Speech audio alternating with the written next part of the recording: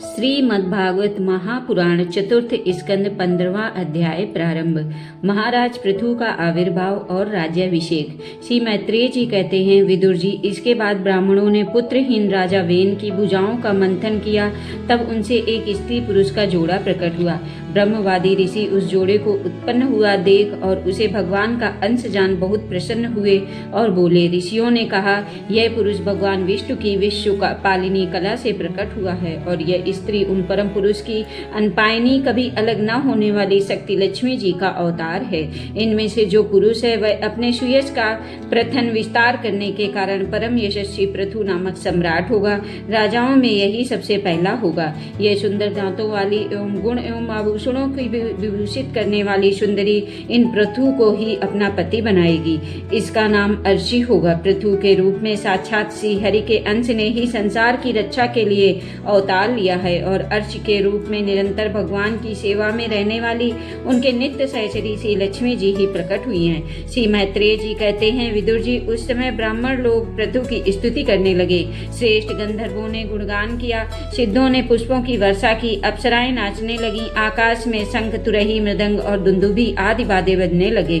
समस्त देवता, ऋषि और पितर अपने अपने लोकों से वहां आए।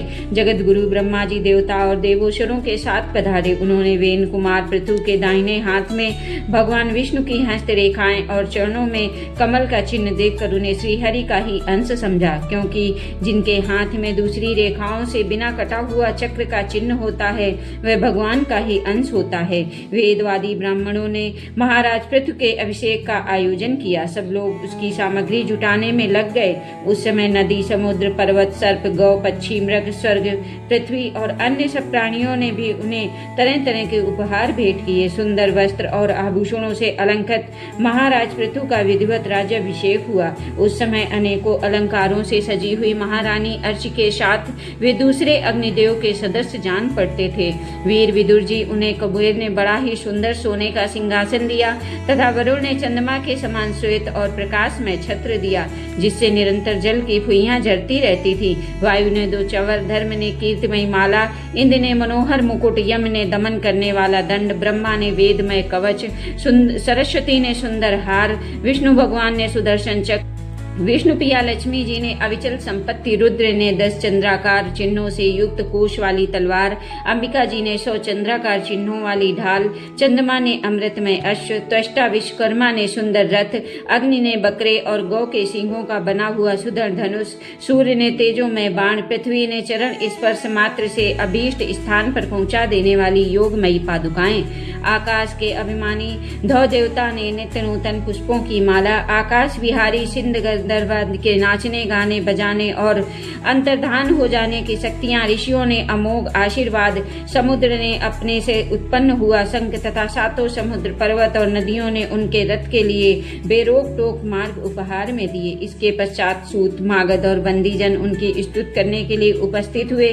तब उन स्तुति करने वालों का अभिप्राय समझकर वेन पुत्र परम प्रतापी महाराज पृथु ने हंसते हुए मेघ के समान गंभीर वाणी में कहा।